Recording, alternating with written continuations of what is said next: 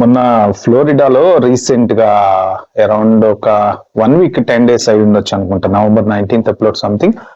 అది off campus యూనివర్సిటీలో apartments కొన్ని కాలిపోయినాయి. దాంట్లో మన స్టూడెంట్స్ చాలా మంది మొత్తానికైతే అంటే వాళ్ళకి బర్న్స్ అయినాయి అని చెప్పేసి మెయిన్ 2 స్టూడెంట్స్ మాత్రం చాలా సీరియస్ గా ఎఫెక్ట్ అయింది. వాళ్ళు ఆల్మోస్ట్ ఇంకొక నెక్స్ట్ 8 months వరకు వాళ్ళు కోలుకోవటం అనేది చాలా కష్టము. వాళ్ళకి డబ్బులు కూడా చాలా అవుతాయి అని చెప్పేసి ఫండ్ రైజింగ్ చేస్తున్నారు. సో అరౌండ్ 70 members వరకు దాంట్లో ఎఫెక్ట్ అయ్యారు అని చెప్పేసి అపార్ట్మెంట్లు మొత్తం దాదాపుగా కాలిపోయిందని చెప్పేసి. సో అసలు ఇలాంటివి ఎందుకు జరుగుతాయి అబ్రాడ్ లో? మెయిన్ ఏంటంటే మన ఇండియన్స్ కొన్ని రూల్స్ ఫారెన్ వచ్చినప్పుడు ఫాలో అవ్వాలి.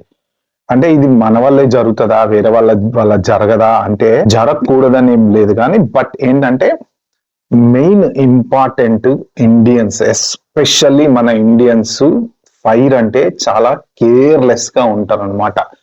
సో ఎవరైనా సరే ఇప్పుడు అమెరికా రావాలనుకుంటున్న వాళ్ళు కానీ, నాట్ ఓన్లీ అమెరికా, అబ్రాడ్ అంటే మెయిన్ ఏదైతే దేశాలు ఉన్నాయో America, Canada, Australia, UK, New Zealand, Europe, ఇలా ఏంటంటే వీటన్నిటికీ ఫైర్ సేఫ్టీ వాళ్ళు చాలా జాగ్రత్తగా పాటిస్తారు. ప్రతి ఇంట్లో స్మోక్ డిటెక్టింగ్ అలారమ్స్ ఉంటాయి, కార్బన్ మోనాక్సైడ్ అలారమ్స్ ఉంటాయి. ప్రతి బోర్డు కూడా almost more than 50% Indians abroad లో ఉండే వాళ్ళు స్మోక్ అలారమ్స్ కట్ చేస్తారు. ఓకే, ప్రాక్టికల్లీ అది చాలా చోట్ల జరుగుతుంది. ఎందుకు అంటే మనం ఉండేటువంటి వంటలు, చేసేటువంటి పూజలు, ఈ పునస్కారాలు